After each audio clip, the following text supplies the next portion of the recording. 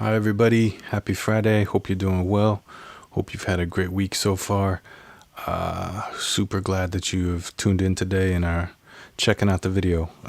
As always, if anybody's interested in some private instruction, either about what I'm talking about or just some other stuff with music, just basic theory, bass lessons, production, mixing, whatever it may be, hit me up, leave me a message, and I offer 100% money back guarantee, so you got nothing to lose. And with that said, as always, drop any questions or comments or anything into the chat, and I will get to them. So let's jump right into today's video.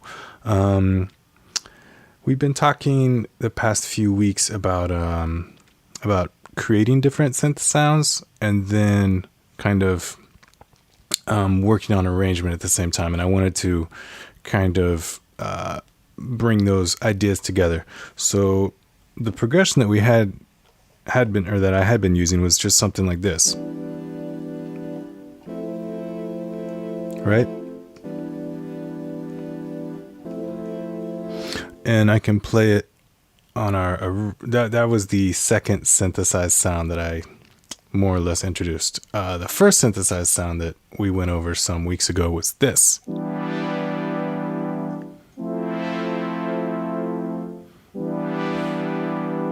Right? Same notes, exact same place in the frequency spectrum. The only, just different sound sources.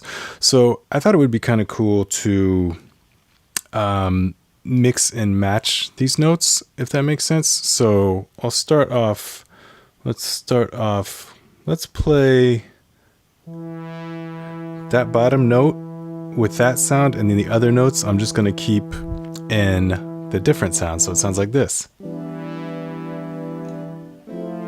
And you can hear the bottom note kind of sticking out because it doesn't have any other notes with it. I was going to say friends. It doesn't have any other notes with it, right? So it's cool, but it's sticking out. And now I can do the same thing, but just reverse it. So now the bottom note is in the opposite sound source. So it sounds like this. Blends in a little bit more just in terms of the sound source. But still, you can hear it kind of like obviously sticking out. So that bottom note is just going from E to F for what it's worth. We have an E minor chord, which is E, G, B, D, going to F major 7 chord, which is F, A, C, E. So let's break it down to, I'm going to play the E and the B in one sound, and I'm going to play the G and the D in the other sound.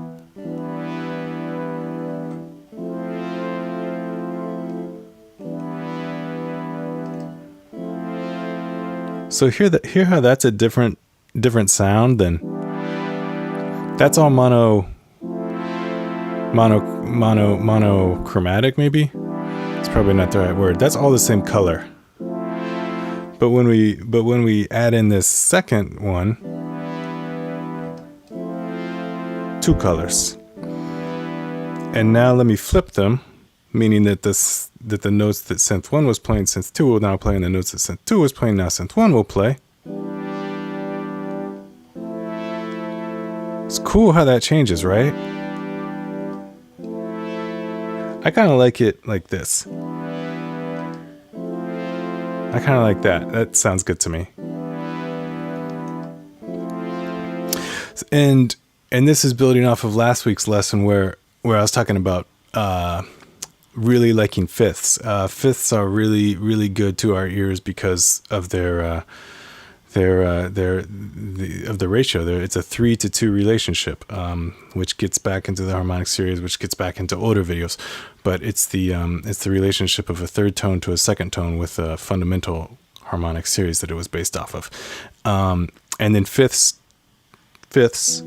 turn into fourths, which is fifth is a 3-2, but then the fourth is a 4-to-a-3 relationship. So that's the next most consonant interval after the fifth, which is the most consonant interval after an octave. So we got octave, fifth, and then a fourth. Those are the most consonant intervals. And then we can keep going up the harmonic series.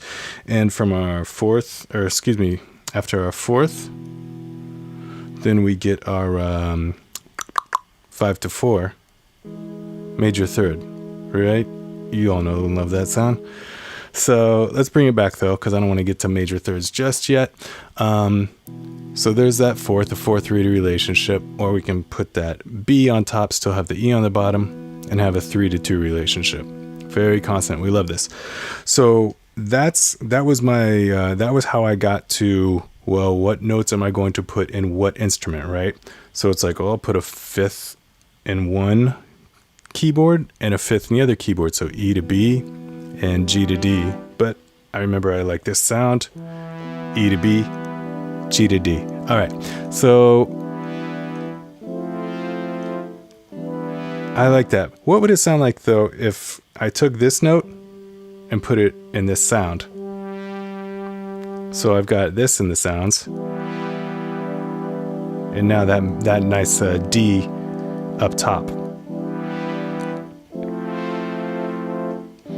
Sounds a little bit more like a melody as opposed to just harmony, because it's only one voice. It's only one sound, as opposed to before when it was two notes.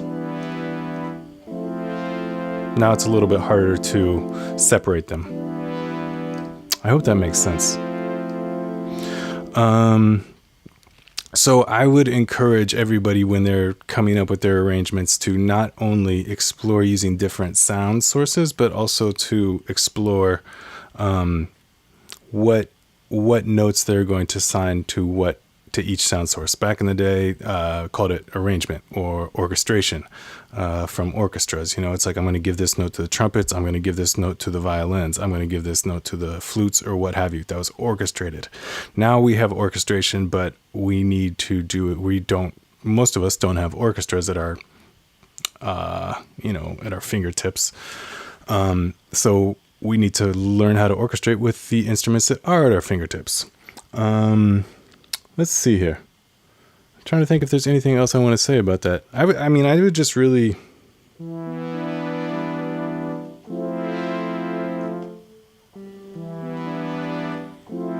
I'm just a big fan of playing around and seeing what you like, or what I like in this case. Oops, excuse me. So those are, it's all the same chord. It's just moving that one note. That's kind of cool.